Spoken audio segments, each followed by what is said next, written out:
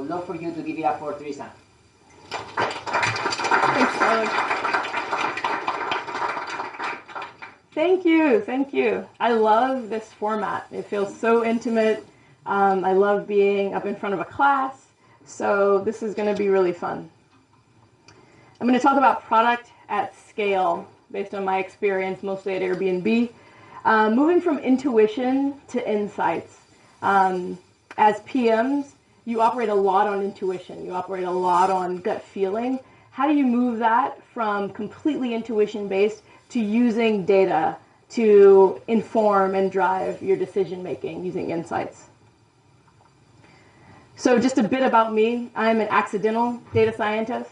A lot of us are, actually. It's kind of a fuzzy term. I did a PhD in Aeronautics and Astronautics at Stanford. I did research in plasma physics, and I ended up using machine learning to understand more about the plasma physics of the space environment surrounding satellites. This was sort of one of the plots that I made, and some experiments that I was doing, part of an interview.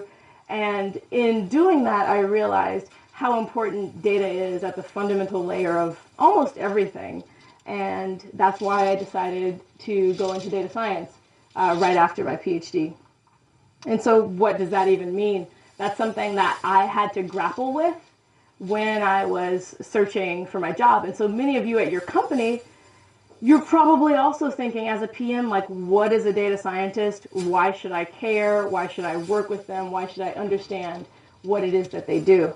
Well, data scientists are people who take disparate sets of information, information that's flowing in from your customer channels, from your product channels, from online to offline, and we organize it.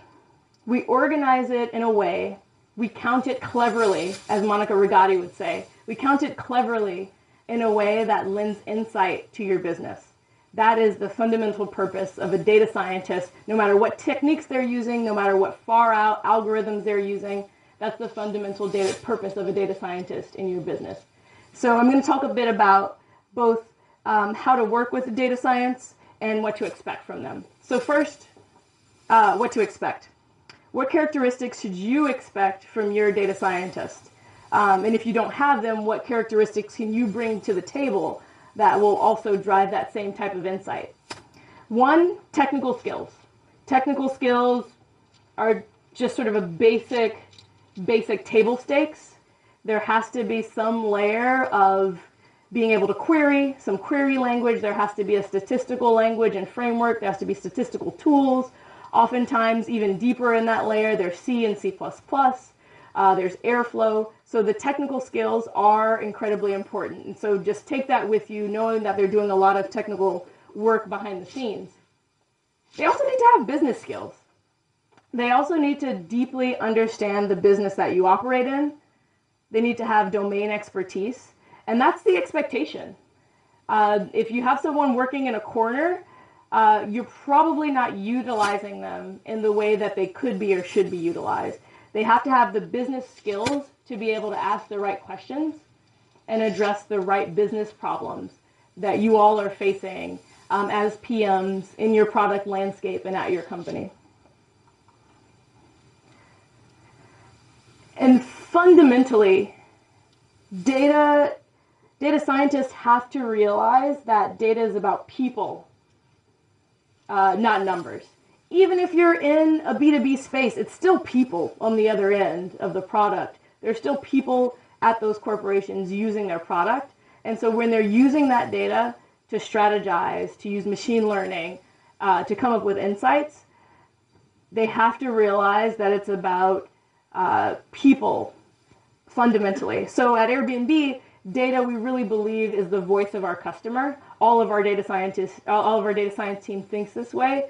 It goes from searching online to coming into the channel and finding a place to book, to reviewing the place and then sharing it out. Even though all we see are clicks and click-throughs and funnels and algorithms, what we know is that represents actual human beings. So that's also something that you have to come to expect from your data scientist or data science team, depending on the size of your company. And even though I'm a data scientist, I'm not going to sit here and say that every decision that you make should be based solely on data. That would be silly. Because it's not just that you can only manage what you can measure. We've all heard that adage. But you can only measure what you can actually log. And so most of our products have a component that operates offline, that operates in a space where you can't actually measure it, whether it be to logistical concerns or just the fundamental nature of your product, like Airbnb. There's a point at which people come into one of their homes and we try to get a sense of it. We try to insert points where we can measure things, but you can't really measure what's happening there. Many of your products are the same way. At a certain point, there's an offline layer, whether you're operating on a CRM system. There's a certain point where the person has to go out and actually sell things. And the value is still based on what they gain from your system.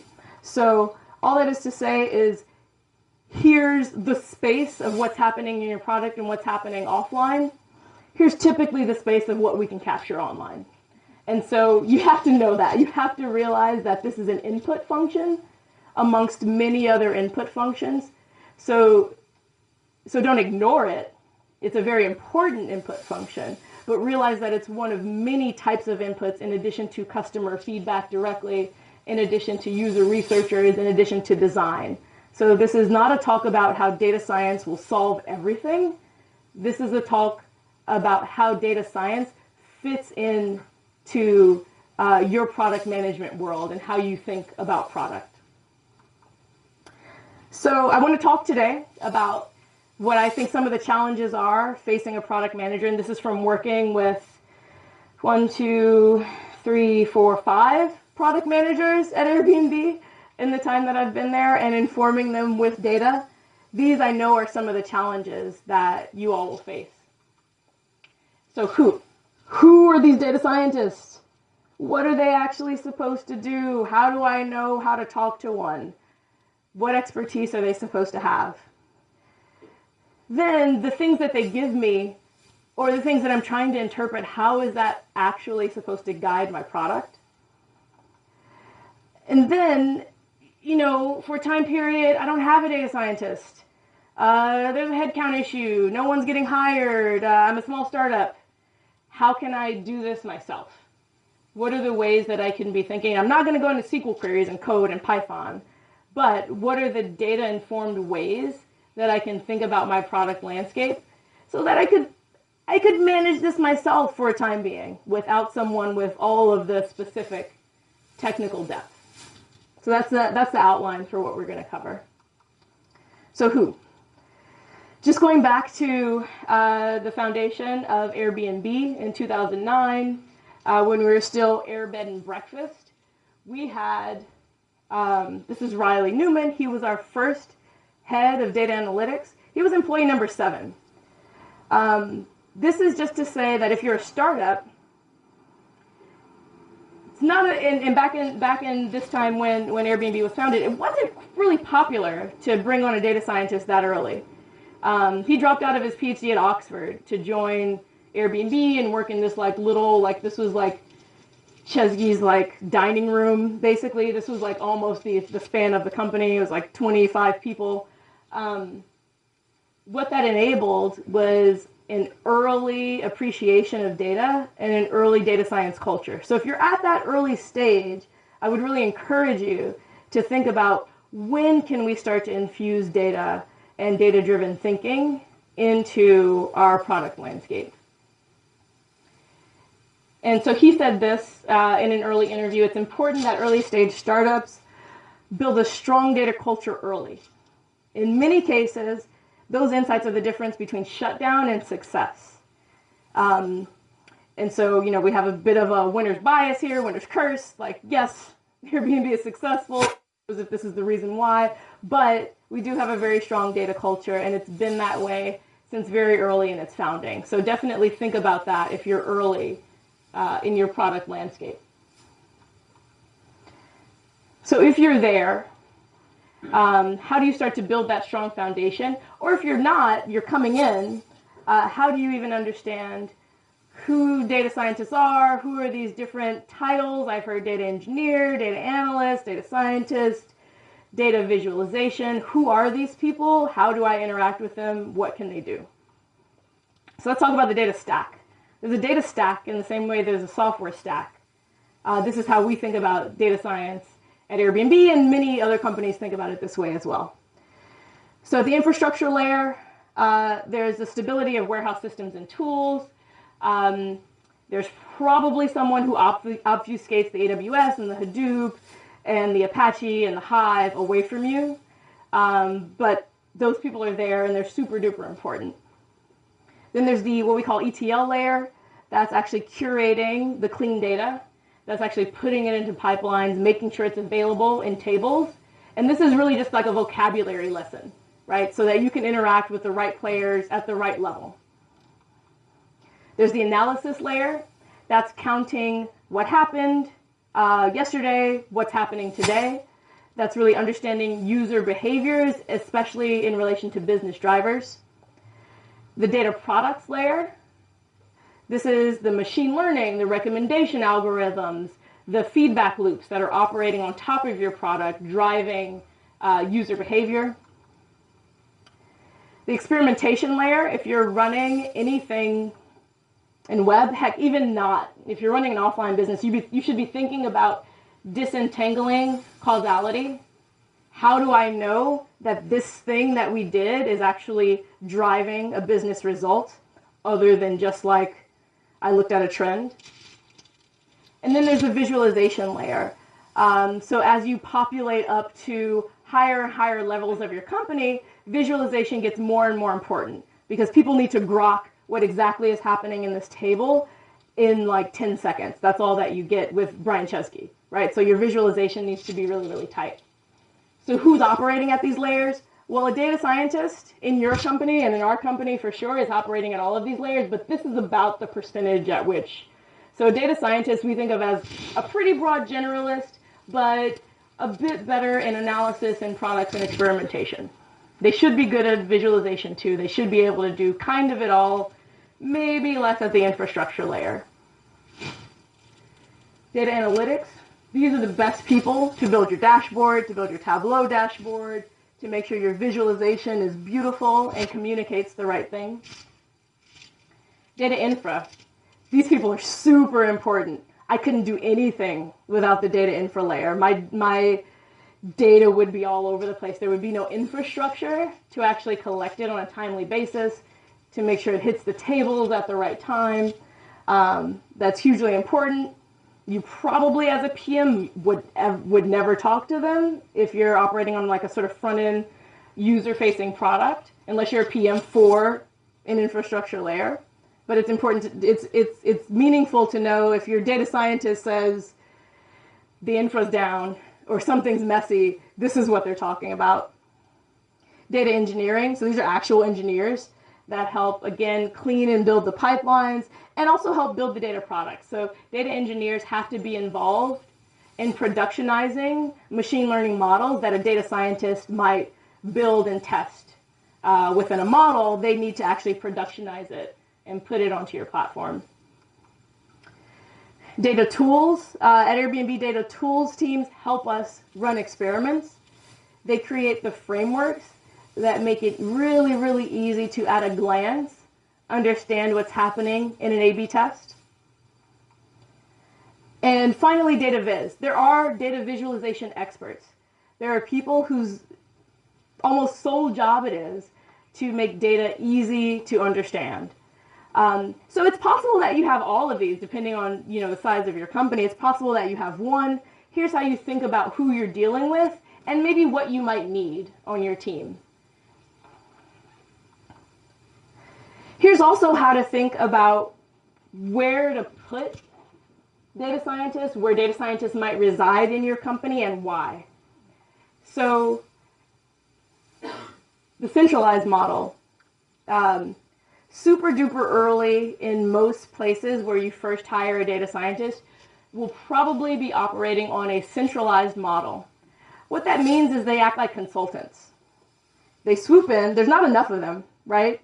You have a big product real estate, but there's not enough of them to cover all of it. So they swoop in when they're needed. They try to quickly understand the problem space.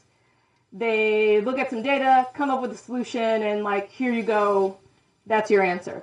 The benefits of this, early in the company especially, and this is where Airbnb started with its data scientist team when it was, 4, 5, 6 people. They're able to like sort of double down and learn from each other on programming and statistics. They're able to work within their own set of functions to be leaders in those functions. So it's at the early stage, it's a benefit for them, and it's a benefit for the company because they can be nimble and move around to different product landscapes. But then you get a little bigger, and the product landscape gets a little deeper, and that stops working because it takes them too long to come up to speed on the problem it is that you need them to solve. So then you might move to a fully embedded model. And so in the fully embedded model, the benefits there when they're sitting with the team, and this was a big shakeup at Airbnb in around 2014, 15, they went embedded. So they broke away from the sort of unified sort of consultant model and went embedded, and everyone sat within their product team. And the benefits of that are that now they have the domain expertise. They have the thought leadership on that team. They know exactly what the product is. They don't need time to get up to speed. They have a lot of impact. But they lose the benefit of learning next techniques and best practices from one another. They're not sharing across teams. So, but it's good for a certain stage of the company. So all of this is just to say, think about where your data scientists might be with the scale of your company and your product, where they might be best placed. There's benefits and drawbacks to either. Airbnb right now is here. We're a hybrid model. So I sit embedded within a product team. I sit on the host services team. So formerly I sat on host growth, which was all about the funnel of onboarding hosts, growing the host population, getting them on board, trying to move the needle with experiments to get them to add a listing, get them to put their home on Airbnb. I won't say I grew tired of that. I'll say it's really, really hard to move the needle on some of these things. Some people just feel like they will never be able to take a good photo. And there's just like nothing, there's like very little you can do to like move the needle there. They're just like, I'm not good at this. My place is not good enough. What are you going to do? So I ended up on host services team, which is a community powered team that takes super hosts and really, really engaged members of the community and uses them to power and drive other hosts to onboard to the platform. And so I'm in the embedded, in the hybrid model rather. So I sit within this product team, but I report up to data science as a function. So I'm not reporting to a PM, which is actually really, really important. And think about this as PMs. Do you want someone who's responsible for the data to be beholden to you to get the answer that you are already predisposed to have? Is that really what you want? Or do you want them to independently come up with their results, independently have those vetted through their data science organization and say, you know what, you were kind of wrong. And like, this is the actual thing, and we should actually switch gears. But if they report up to you, that's trickier, right? It's a bit trickier. So this is why we ended up with a hybrid model. And we operate this way on our teams using Airbnb's principles for decision making. We operate leanly. We're outcome and OKR driven as opposed to product landscape driven. So if this particular surface area of the product isn't driving the OKR anymore, we move on. So it's an OKR-driven team. We have small teams, pretty small teams. We try to operate on the 2 pizza rule that Jeff Bezos, who in the same day went from like richest guy to like not in the same day, that Jeff Bezos sort of came up with, that if it takes more than 2 pizzas to feed your team, then it's too big. So we try to operate leanly in that way. And we try to push down decision making. There's no like waiting for something to bubble up. Everybody's sitting within the team, and the PM might make the final call, but maybe DS makes the call and informs that. Maybe design makes the call, but the decision making is right there in the product team. And that's the beauty of this sort of hybrid embedded but reporting structured data science model. We operate, again, as I said, on cross-functional teams. So there's engineering, obviously, that lays the foundation. They're actually building the product. Give them a lot of credit. There's design. They're making your product beautiful and usable and allowing users to actually be able to understand it. There's user experience researchers. Data science operates in sync with user experience. So if we're big data, they're small data.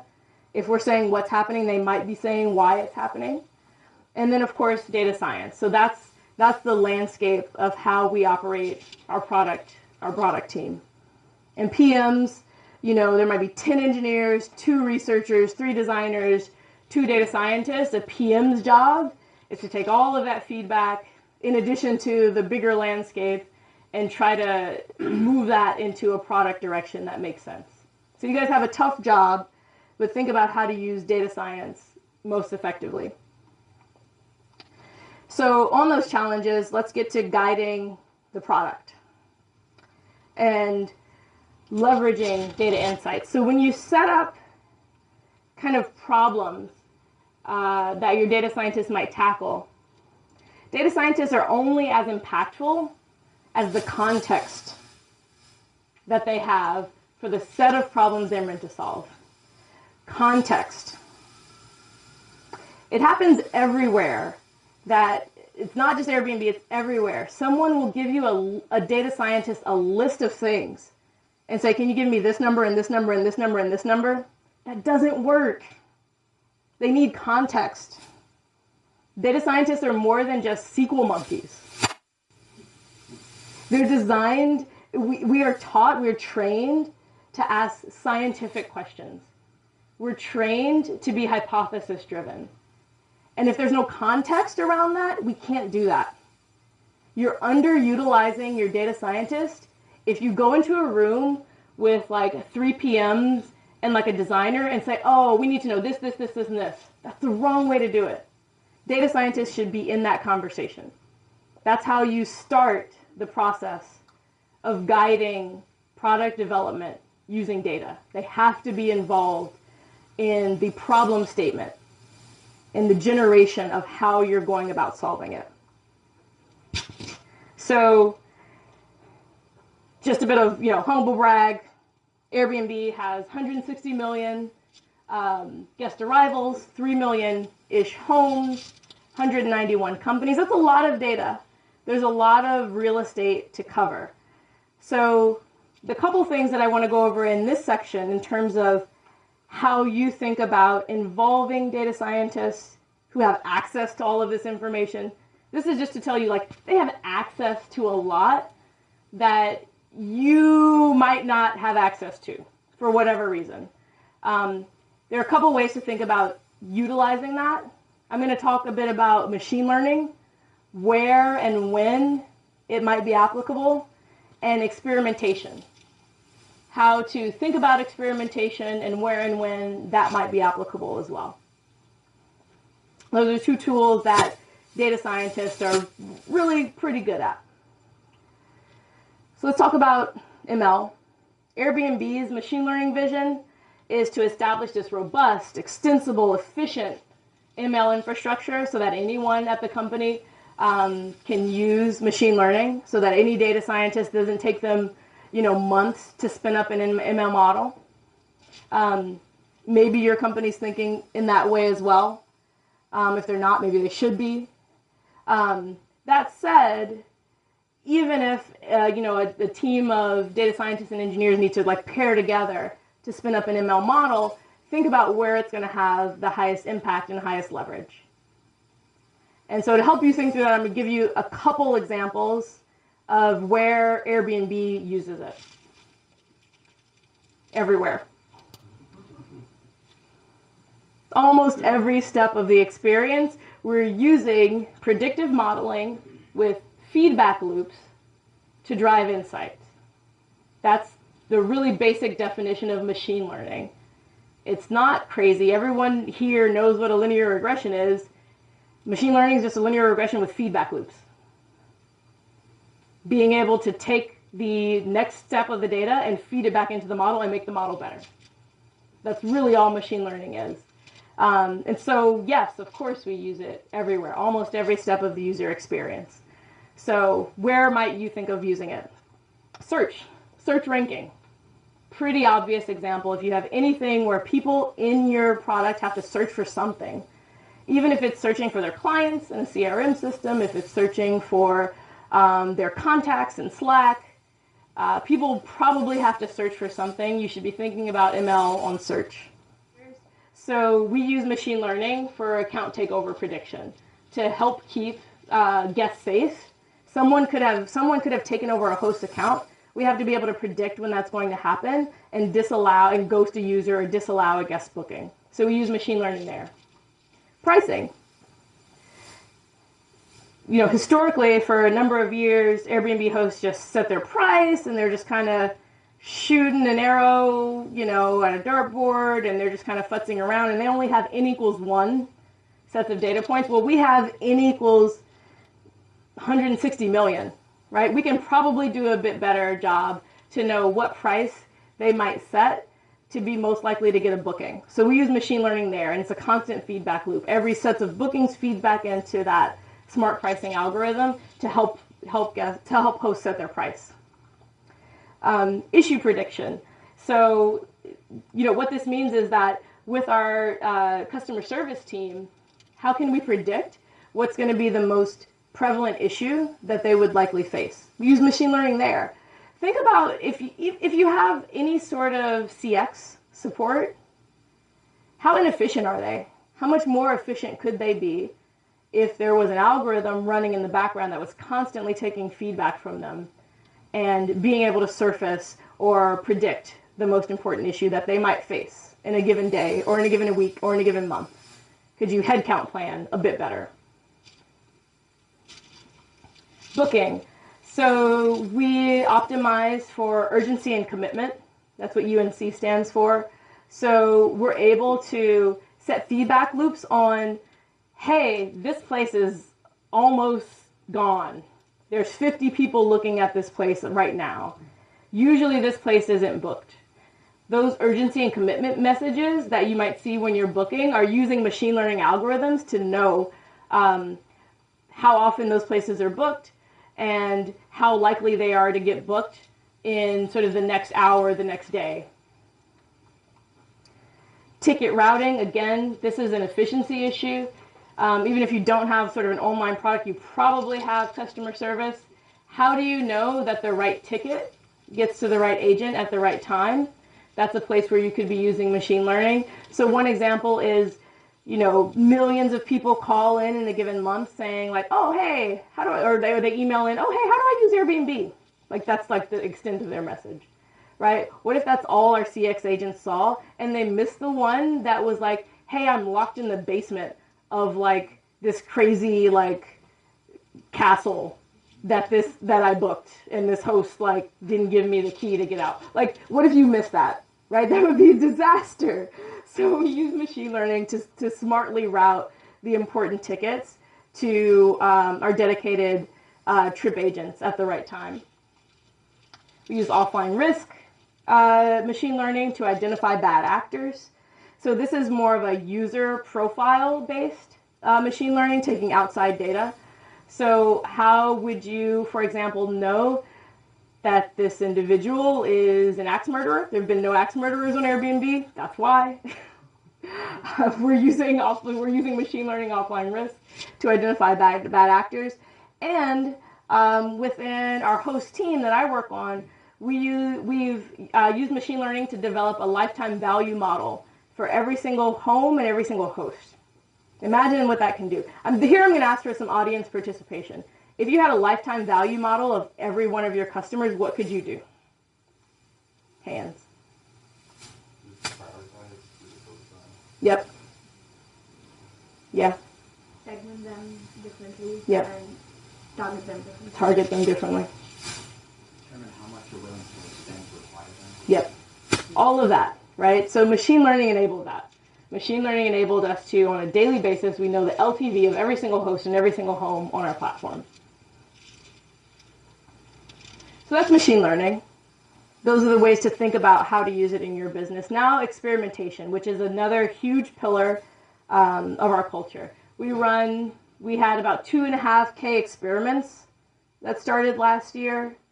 Over 3,000 different metrics being tracked among those experiments. Those are not OKRs, they're just metrics in the experiments. And 60% of our engineers, data scientists, and PMs are running and looking at these experiments every week.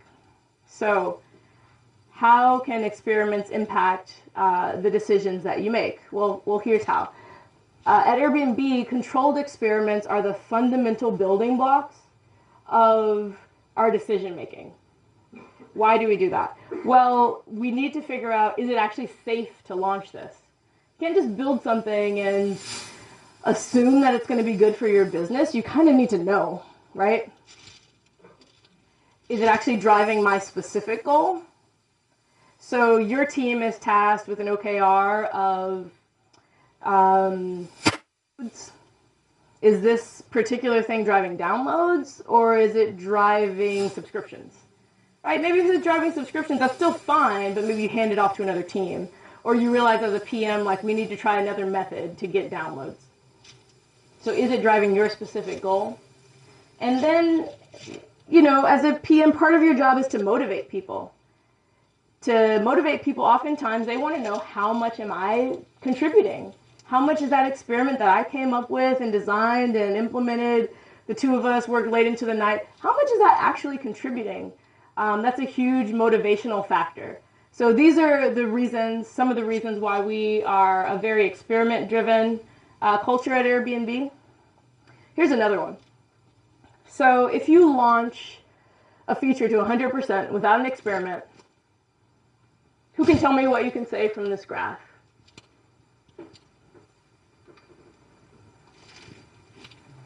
You can't definitely say that the increase or decrease in the bookings was just because of the feature you launched. Why not? Summertime. It went up. But there could be like 10 other things happening at the same time. Yeah, there could be a lot of other things that influence that. The key point is you don't have a counterfactual. What would have happened if we didn't launch the treatment? It looks like things are going up, but it's also summer, and it's also like Olympics, but it's also like it got rainy, whatever. Like you don't know. You don't have a counterfactual. What if the counterfactual looks like this? You actually diminished the value. In this case, bookings, what we're looking at, for example, bookings actually decreased because of the feature. It would have been better had you not launched it. So you might, if without the A/B test, you might have launched it 100% and thought that you were doing well. How many of you run A/B tests within your product or company? It's like about 5%. So think about this when you're not running an A/B test. It's not always viable. That's fair. It's not always viable to run an A/B test, but think about what you might be missing when you're not. Some unique characteristics of experimentation at Airbnb, some things that make it tricky, some things that might make it tricky for you. These are things to know as a PM. The reason I put this slide in is that I might have a PM come to me and say, hey, can we just run an experiment on that? It's not always that simple. It's not always that simple. For us, it's a two-sided marketplace, meaning that there are two different populations that you could be testing something on. The visit pattern for us, guests only visit when they are planning trips. Hosts really only visit when they're like adding a home or accepting a trip.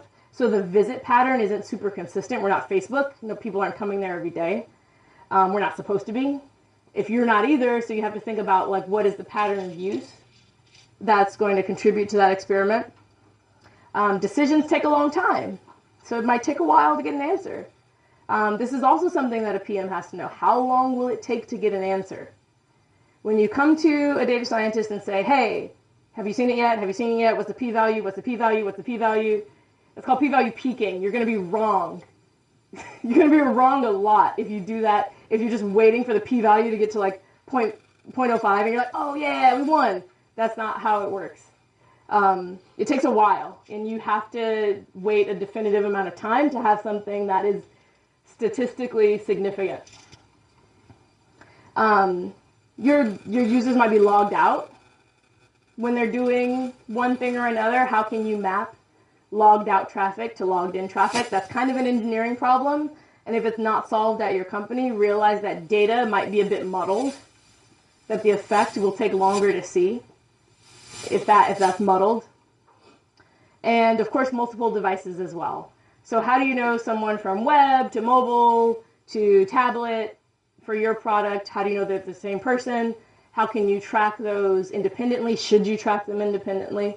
Those are things that data science can inform on, but is also a complication. So perhaps don't paper over it. It's actually a pretty significant complication of running A/B tests. So I'll give you a quick example. This is, product landscape. There's a big landscape, so there's guest and host, just illustrating what I just said, two-sided marketplace. There's a large product surface area, so what exactly are you experimenting on? Are you experimenting on homes and booking, experiences, places? What are they researching? The part that I didn't mention is that there's this offline portion that we can't control. So we have to wait for that offline portion to conclude, usually before we can see some effect from the experiment. So I'm going to give you an example of a set of experiments, an experiment and a set of experiments that drove considerable value for Airbnb. It's about trust. So in 2014, Thomas Friedman said that was Airbnb's real innovation, a platform of trust where everyone could review everyone, see everyone's identity, and distinguish between, good, bad, and different hosts. So early stage Airbnb, what did we do to drive trust? And that inflection point you see in 2011, what was that? Any guesses what that might have been? Anyone using Airbnb around that time? Matt, can you guess what that was? Yeah. Was it the rating system? Close, very close. Description of food personality. Very close as well. Those are all things that happened after this.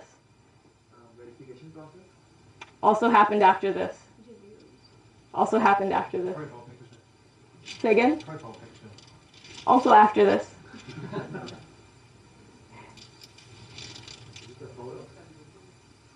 Someone said photos. Not instant booking happened far later. Someone said photos. Who said photos? Yeah, perfect. Professional photos. We launched professional photography. So you went from seeing something that maybe looked like this, possibly dark, it's like Lysol in the background, it's a little bit disheveled, to oh my God, it's amazing and beautiful, and it's magazine cover worthy. That was professional photography. That was the type of change that happened. And they did it to drive trust. There was a Fast Company article right in the end of 2011 that was about Airbnb's small army of photographers making you and them look really good. So this was all about how these professional photos were driving people's acceptance of this is a really nice place to stay, and maybe this isn't so bad. It went from more of a couch surfing-esque thing to oh, okay, this is a good place. And you see here 1,000 photographers at that time, 1,000 freelance photographers. So by 2012, most hosts around the world were eligible for a free professional photo shoot of their listing. And, they believed I wasn't there at this time. I was in grad school. But this was driving trust, and it was supposedly driving bookings. And the pictures are beautiful. And they had every reason to believe that that's what it was doing. So from 2011 to 2016, they found that providing the service is a really large business operation. So it grew to over 2,000 photographers in 100 countries, 1,000 markets, fulfilled over 200,000 annual requests, and that's turning down half of the people who wanted it because there just weren't enough. There just wasn't enough. And it was a multi-million-dollar spend every year. So this was a massive operation by 2016. So you have to think, we launched this at the end of 2011, and it was about trust, and it was about, people believing that booking on Airbnb was safe. Is that still the case? Was there a changing landscape? Do photos still equal trust? Well, a few things happened. 2013, Airbnb launched verified ID. Someone mentioned that. 2014, they changed the rating system to be more honest. They went to double-blind ratings, where neither of the ratings showed up until a preset time. There wasn't like one rating and then you can retaliate, or you had to be worried that I got to give a good rating and to get one. So ratings became more honest. People started to tell the truth more because they wouldn't be retaliated against. Another trust factor, just publicity, just normal publicity. It was 2014 Airbnb Inc.'s Company of the Year in 2014. Also in 2015, Apple's iPhone included a 12 megapixel camera. Millennials were like expecting, cell phone photos. Did professional photography matter anymore? With all of these changes in our trust system, was professional photography still doing the job that it set out to do, and it was just running in the background? So we ran an experiment, ran an A/B test to measure that effect. I was involved in setting up when I first joined the company. Let's see, I joined in October of 2015. This started running in March 2016. So in March 2016, we started running this A/B test on professional photography. So people would visit the professional photography page. 50% would request, and they'd be eligible for professional photography. And they'd go through the normal flow as usual. They'd schedule a photographer. The other 50% were told, photographer is available at this time, and they were sent an email that said, like, sorry, just like nobody's in your area at this time. What happened? Any guesses? Anybody? Well, I guess that out of those, there's like a strong group that's like, no, I'm still gonna get some good pictures, and went out of their way to take pictures. I did that because I got that. Because you got that. Yeah. Cool. What would we be measuring from this? What would we try to measure? Conversion rate? What is conversion? When someone visits the house and then do not book or book, that is like conversion rate. That's conversion rate from the guest. You said conversion rate from a host. What's that?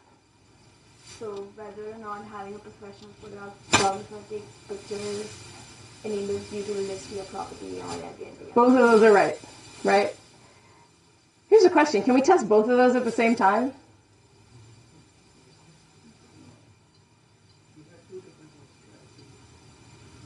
I'll answer that in a second.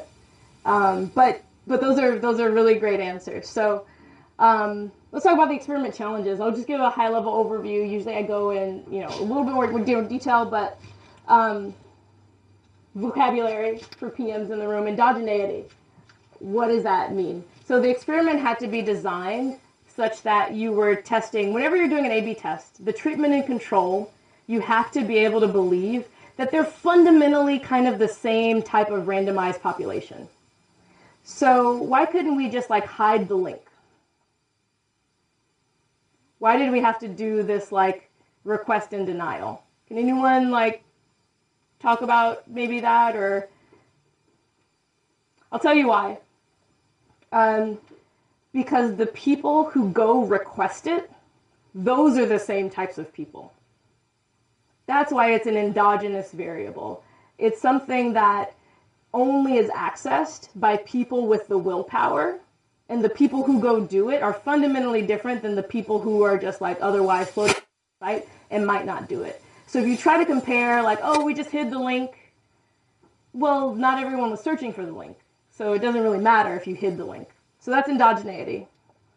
So think about comparing similar populations. Are we comparing two of the same intent populations? Infeasible guest-facing test. Why is it infeasible to do a guest-facing test?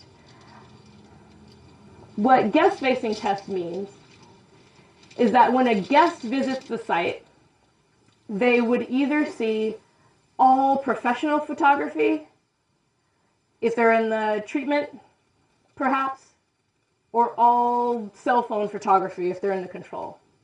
Is that possible? You can't tell how good the self-read photography would be. They might have a hidden talent that's as good as the professional photographer. That's a good point. However, that's not the. There's a different kind of issue with being able to, yeah. Maybe not really Airbnb space, but it's kind of unethical. Yeah, it's unethical. We would have to, not everybody, so that would mean that every listing that a guest saw would either have to have all professional photography or all cell phone photography. How could we do that without faking pictures? You gave that by Airbnb becoming its own property, and for some users you took professional photography photos of, for others you just used your iPhone, and then... Yep, you could. Yeah, go ahead. I'm not following why you need to fake the data. Don't you have exif data on photos that you would be able to like see like, oh, okay, this was taken on an iPhone or this was taken on a cell phone versus this was taken on something else? Yeah, so I'll explain that. So what it would mean is that for each property, you would have to have both professional photos and cell phone photos.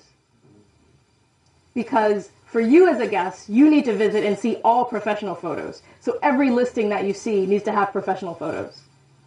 And you as a guest need to see all cell phone photos. So every listing you see, the same set of listings, you're both searching at 415 Jackson. You need to see all professional, you need to see all cell phone for the same listings. Go ahead. Where I'm still puzzled is like in places where you've got, I mean, look, you're running an A/B test, so let's say the sample is like sufficiently large, but you don't need to cover everything, right? So you can pick population centers that are particularly dense, and then figure out, well, okay, I've got a large enough sample of cell phone only. You don't. Okay. The answer is you don't. You don't have that sample. Okay. That's perfectly fair. You don't have that sample. I'm going to move on because the organizer's cutting me off, but we'll answer those questions after. But you asked a fair question. Hopefully I answered it. There's also the issue of bookings, cannibalization. So now you're running a host side test.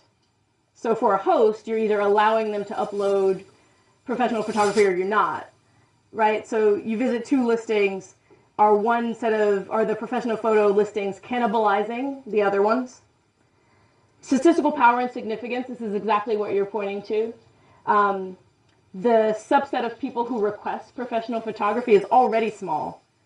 So if you further narrow that down to people who had both, like you have to figure like how long is this going to run? Am I going to get to statistical significance? And the human element, CX.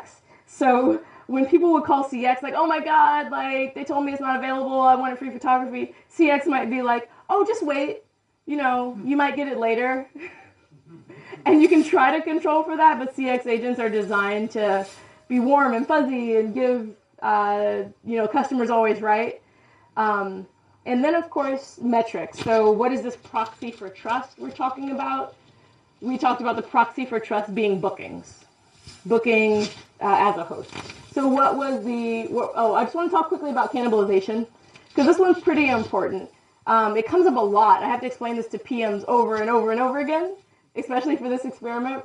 So what that means is, like, if I search the area around Airbnb, like 888 Brandon, I might get 2 listings, 2-3 listings. This one 999 Brandon was denied pro photos.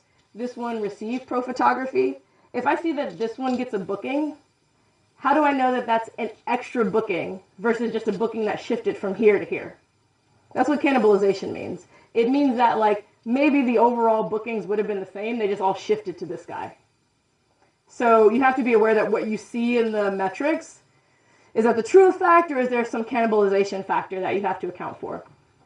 So the results, what happened? The negative impact on global Airbnb bookings as a proxy for trust was almost undetectable. It was there, it was almost undetectable. And that was already an upper bound, assuming no cannibalization, right? So if you then assume cannibalization, it's like there was basically no effect, right? So maybe it wasn't working for trust anymore. However, professional photos matter to host in certain markets and matter to us in certain markets more than others. There was a definitive positive impact on owner bookings and owner value. So if I, as an owner, had professional photography, I had way more bookings and way higher booking value. I could charge more. So here's the conclusion. Offer this unique benefit to hosts. Not everybody can call up a professional photographer or pull out their own DSLR at a nominal fee. And so this would allow more hosts, especially in these newer markets, the markets that mattered more than others, to up-level their listing appeal. So what I rolled out, and I'm happy, proud to have rolled it out, and in this particular product, I acted as both PM and data scientist because there was no PM to do it. So allow your data scientist to like do some work, do some legwork for you. Globally available professional photography for hosts. So they only pay once they get a booking. It's affordable based on the average earnings in every market. It allows us to scale, right? It allows us to scale up the service and be available for more hosts. And it saves Airbnb money. Let's be honest. It saves money for your company. It saves a substantial amount of money to focus on different methods of driving trust and safety for owners. So this is kind of the value that I want to communicate of an A/B test and what that can deliver to your business. I'm going to wrap up here with a bit about scaling yourself.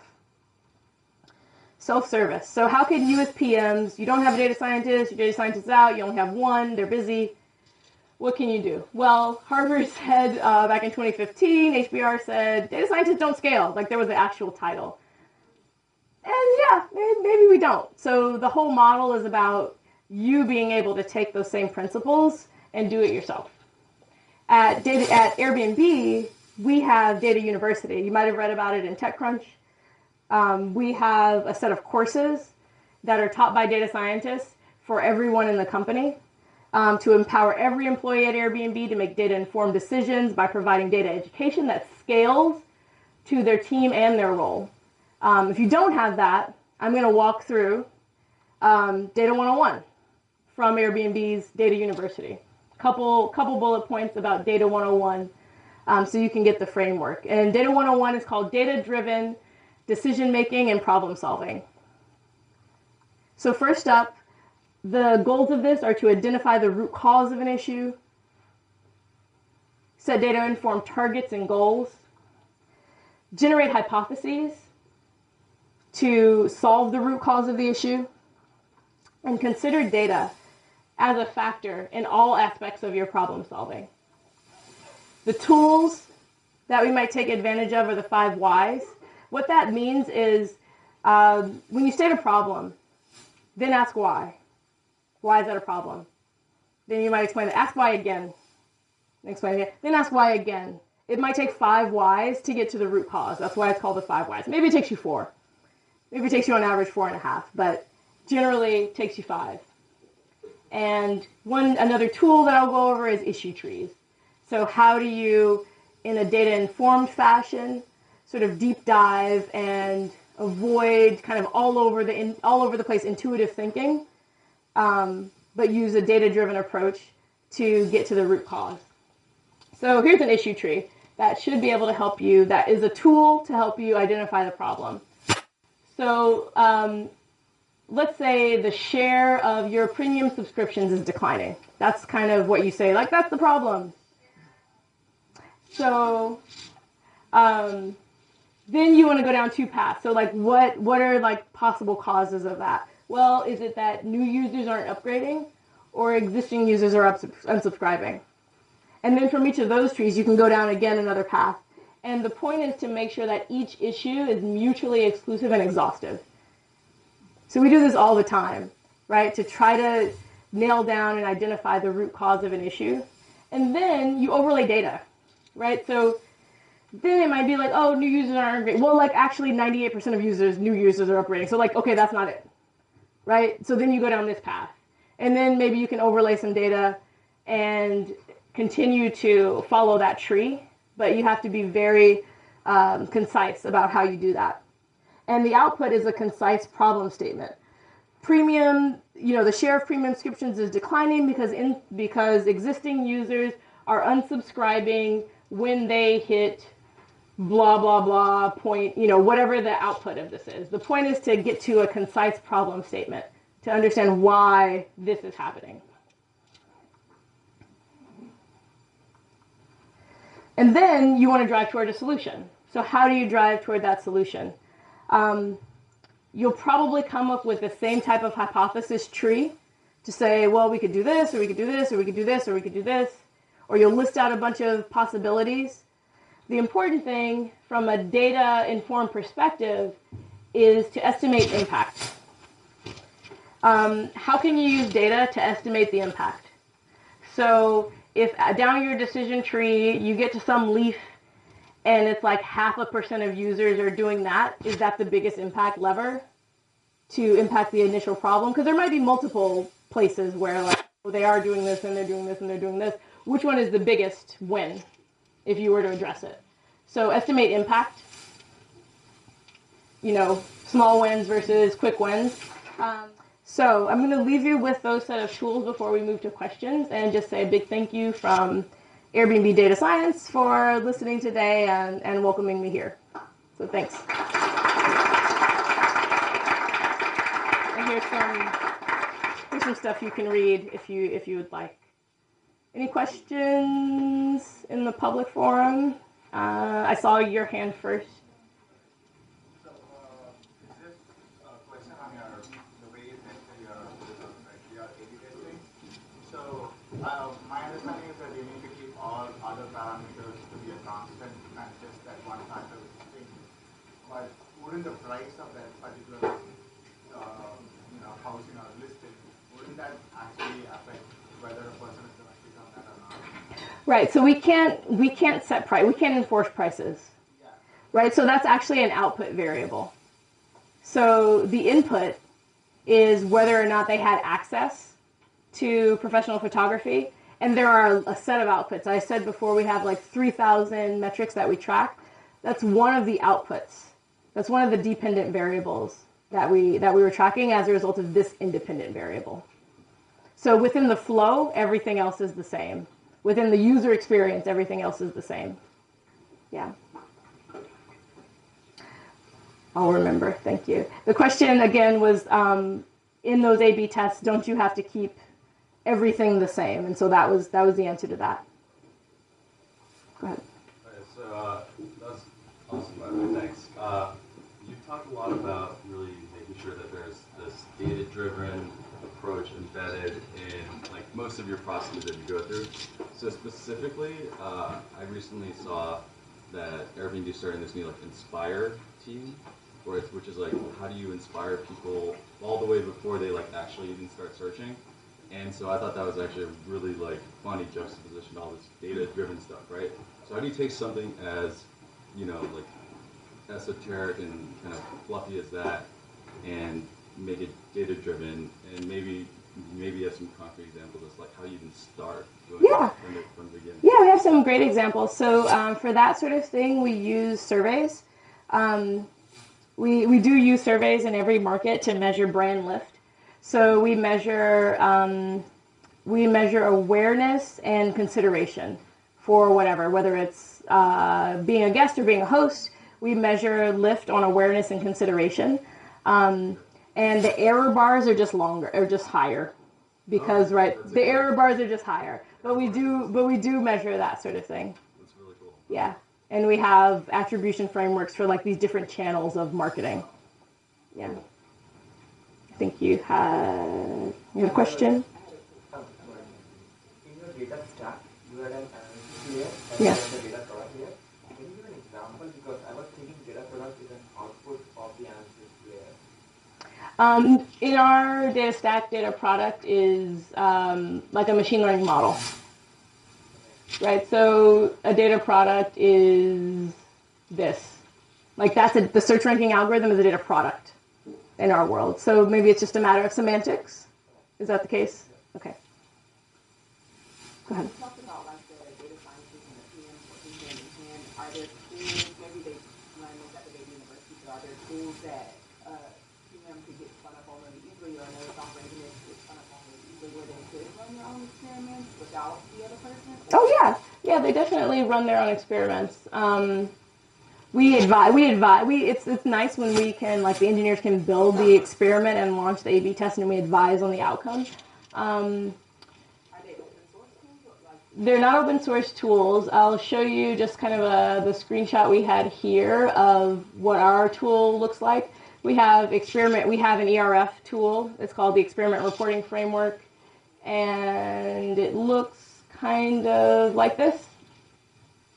This is ERF, right? This is like a scaled down version of what our ERF might be. So you could see, so the data scientist can put in, the engineer launches the experiment.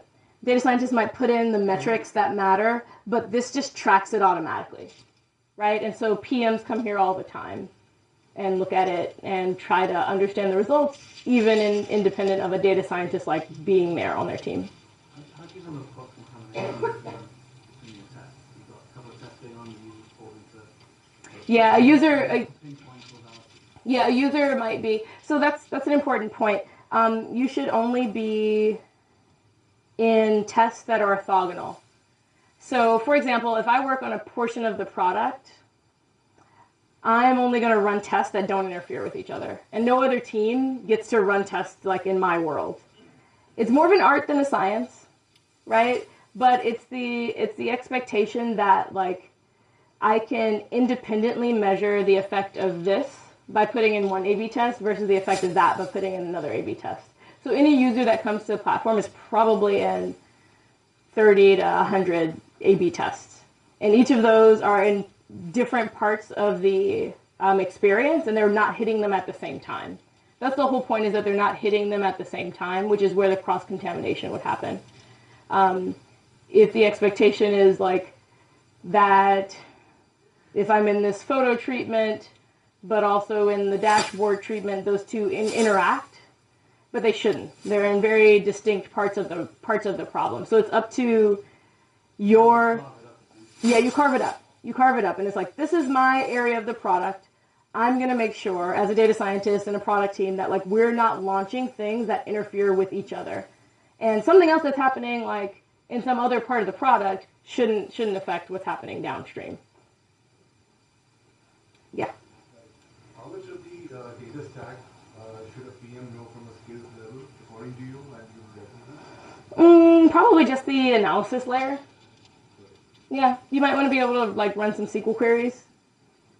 Maybe do a plot or two. Maybe, like, put some stuff into a dashboard. That's really all I think that you have to, like, know how to do yourself. Everything else is, like, a vocabulary and understanding of what's happening at those other layers. That's what I would suggest. Building on that question, so how much, when we hire, for example, how much experience in data science is a student expected to know, either in a engineering setting or business setting or science setting? You're expected to, at least at Airbnb, you're expected to have, like, the hiring is bar is like 5 years of experience as a PM. And in that role as an experienced PM, you're expected to have analyzed data trends in order to drive product.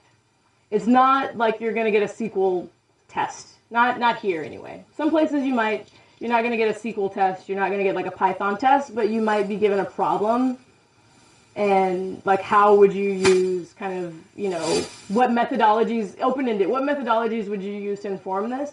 One of those methodologies should be like, I would look at the data around this decision tree, or this storyboard, or like this funnel analysis. Two more questions. Okay. What do you recommend to someone work like an enterprise PM? So you have like 300 customers, 500 customers. So what do you recommend? Like, what do we do when we're working with a limited subset of customers? Yeah, so I would run an experiment not on the customer level, but on the what do those customers do level. So we have a similar issue. We have volume hosts, right? This is like one host who runs 300 listings. So we have a framework to run experiments on them specifically.